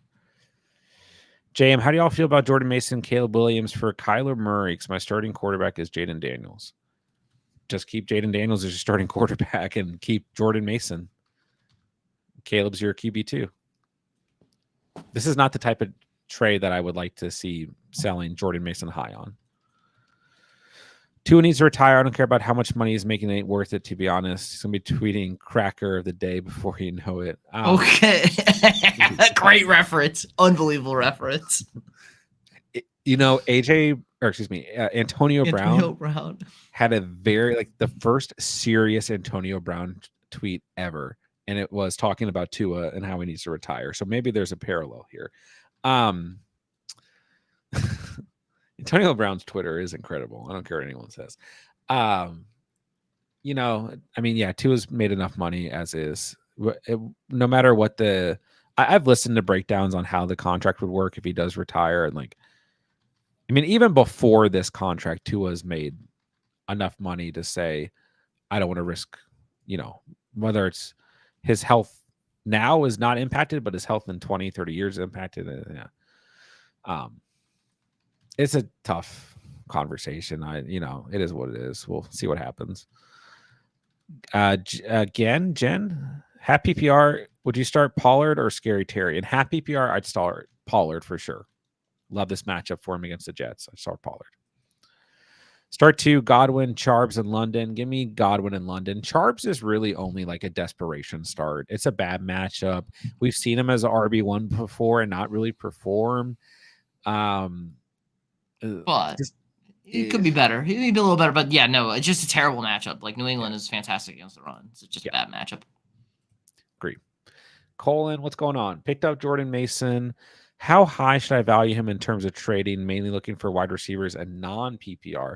The value is higher in non-PPR, so ride the train. You're selling him as high as you possibly can. He's the RB1 for the Niners. C-Mac's never going to play again. You got to feed into all of it, and you got to trade him. The Vikings run defense is elite if he has a bad weekend this weekend. They're just elite. Don't worry about that. Look at this schedule. The NFC West is a bunch of bad run defenses, and the Cardinals and the Rams. And if he does have a bad week, which he might, just remind people that the Vikings run defense is not actually bad. So, you gotta, when you're in a situation like this, you gotta sell a player as high as possible. So value him as high as possible. Now, if you're asking for a straight up answer, I do think you can sell Jordan Mason for any of those late round, second round wide receivers that underperformed in week 1, and just about any like third or fourth round wide receiver. So you got a pretty heavy tier of guys there and a lot of names, but you should be able to trade them straight up for some pretty valuable wide receivers. The entire Texans wide receiver core, you could look at all 3 of those. If you get any one of those guys, I think it's worth it for sure. But yeah, look at running back needy teams and wide receiver heavy teams. Devonta Smith, baby. If you get Devonta Smith, that'd be a steal. Miggs traded ETN and Ridley for Amon-Ra and Corum. Have Cook, JT, Brian Robinson Jr., Higgins, Brian Thomas Jr., and Palmer. It is a win for you. I don't know if Corum is a pure handcuff. We don't even know if he's the RB2 here, but it's a win for you because you got Amon-Ra St. Brown, and your wide receivers need a lot of help, and you have 3 stud running backs as is. So at least now you can start Cook, JT, Amon-Ra, Brian Thomas Jr., and flex Brian Robinson Jr. So it helps you. It's a good trade for you. Stash Benson or Bigsby. I'm going to say Bigsby because he's seeing some value right now with ETN healthy, where Benson's not seeing any value. Blue Yays, half PPR. Who would you rather? Which side would you rather? Pacheco, Reed, likely, or St. Brown, Warren, and Njoku? Pacheco, Reed, and likely for sure. Yeah. I mean, Amon-Ra is still my guy, but he asked that in my chat too. Who he should try and target trade with Pacheco, Reed, and likely. I'm like, I'm not trading Pacheco for pretty much anything. And then Reed is just tough because of the Love injury. And I like you said, I like likely too. I said Devonta, if you really want to trade, like try and get like a Devonta Smith or a Tank Dell if you want to get rid of Reed and likely, but do not get rid of Pacheco. The biggest issue I get that you're still getting Amon-Ra here, but the biggest issue is that Warren's coming off the hamstring injury and his volume was awful week 1. Doesn't really, I don't know if you're going to fit that scheme there compared to Najee. Then Njoku's hurt. So, this is a bad trade. It's a bad trade. Don't do it. Don't overthink it, Tommy. You'll be fine. Kyle says he's leaning forward. I'm okay with going forward. But you can't really go wrong, I don't think. I think the floor is very similar there. CD Smitty, start 3, sit 2. We got Lundo, Pittman, Godwin, Ford, Dobbins. This is tough. I like all these guys this week. If it's full PPR and you just want to go London, Pittman, Godwin, I have no qualms with that. Start all the wide receivers. If you want to go Dobbins over one of those guys that you don't like or trust, maybe Drake London, then I'm okay with it. Dobbins is the upside play here if you want to put a cherry on top. Tommy, I'm on Yahoo. We can drop players who already played as long as they're on our bench. Oh, yeah, there is some weird leagues like that. Like you can do that in Sleeper too, because somebody did that to pick up Jordan Mason. They cut somebody who already played, and it caused a freak out in one of my friends' leagues. Yeah, so in Sleeper, the setting is there for commissioners. It's like it's really easy to change. Like all my leagues, it's off. If someone plays, then you're stuck with them. That's how it should be. It should be that way. It should be because you can't take a player that could potentially start for somebody, right, and swap them with a player who cannot play for them. Right. There's plenty of reasons why it's in place, and it makes sense to have it in place. Plus, like, you can get in some really weird scenarios where you can just, especially once you get to the playoffs, you can get in really weird scenarios where like your entire bench becomes meaningless, but your opponent, they have one tight end or one quarterback and they get hurt or they're questionable, and then you pick up 5 quarterbacks. Yeah. You know, it's like you just want to prevent. But wait, we have roster limits on positions, and that's how I do it to block that. Too, but yeah, in general, it should just not be allowed. Start Mason over DJ Moore. What's up, Stover? I'm okay with that. I think, like, I don't know Mason's upside is as high this week, but his floor, I think, is still safe. DJ Moore, I think, will be better this week. So I would be more confident in DJ Moore if we knew what was going on with Keenan Allen and Roma Dunze, because I will say Stingley's good. Like Texas can yeah, put a good corner on somebody and shut it down. I like DJ Moore better when we've got, multiple, areas that the defense needs to focus on, where right now it's like, I mean, DJ Moore is a true wide receiver one, don't get me wrong, but it just makes it a little bit tougher. So I'm okay just going Mason here if you want. James Conner, what's up, Johnny D? That's my name too. James Conner versus Etienne versus Monty. Which two do you start? I start Conner. I love Conner this week. And probably Etienne. I mean, I'm okay with Monty still, but probably go Conner and Etienne. Sorry, Monty. Would you trade Jaden Reed and Olave for St. Brown? Lando Commando, it really depends on your roster. What does that leave you with that wide receiver? I definitely consider this. But I'm not trying to take away value from Jaden Reed or Chris Olave here. Reed will be better once Jordan Love is back. And I still think he'll be involved enough that he'll be fantasy relevant, flex worthy the next couple of weeks. And Olave will see better days. I don't know if it's going to be week 2 against Dallas, but we drafted Olave in the second round, beginning of the third round for a reason. I think he's a great buy low right now. Might still be a buy low going into week 3, but he gets Philly in week 3. He's going to have better games for sure. Definitely. So, but I would have Garrett Wilson and DJ Moore if I accepted Amon-Ra. It depends on your belief level with Amon-Ra. Like, I still view Amon-Ra as a potential repeat top 5 wide receiver. Yeah. Come on. It was a weird game plan. I don't know what the line. Yeah. Like, the Lions looked terrible in the second half. Like, let's not kid ourselves. Their offense looked awful in the second half. They had one drive to get a field goal to tie that game. Guess who they didn't throw the ball to? Their 2 best players on offense, and they didn't give it to their consistent running back. He will be fine. There's no way that Amon-Ra is not fine this year. So I think you can do this trade. But I still think Olave and Reed will be okay this year. Let me ask you this question, though. If Jordan Love doesn't get hurt in week 1, would you still do this trade? Because you just have to imagine the ceiling and value of Jaden Reed when Jordan Love is back. But all in all, I'm probably okay with the trade. You're welcome, Colin. Would you pick Ayuk or Neighbors this week? Ayuk for a floor. I do think he'll be much better this week. Neighbors for upside. Wombat, how are you doing? Good morning. It's not morning here, but if it is morning where you are, good morning back to you. I love the commitment if it's morning where you are. If it is. Love the commitment. Yeah. Would you rather start Olave or Charbs? See, like here, full PPR, I still go with the wide receiver. I still go Olave. Once again, Charbonnet is still a desperation RB2 fill-in. Like, you have Christian McCaffrey,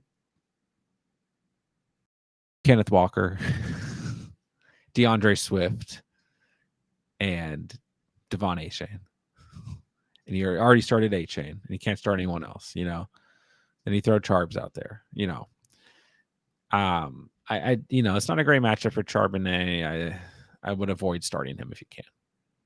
If you have to, I think he's okay. I just don't think the ceiling's high.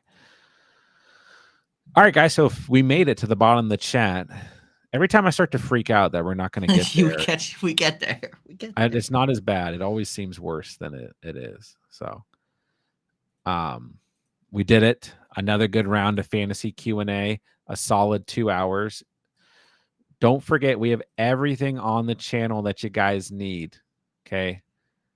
So if you're still worried, we have last minute waiver ads. We have buy lows. Week 2 must starts at running back and wide receiver. We have must start kickers, must start defenses and streams. Start them, set them for every matchup, every single player, wide receiver, running back, quarterback, and tight end. So everything that you guys need for the week is live on the channel. And we'll be back on before Sunday's action to answer your last minute fantasy questions tomorrow.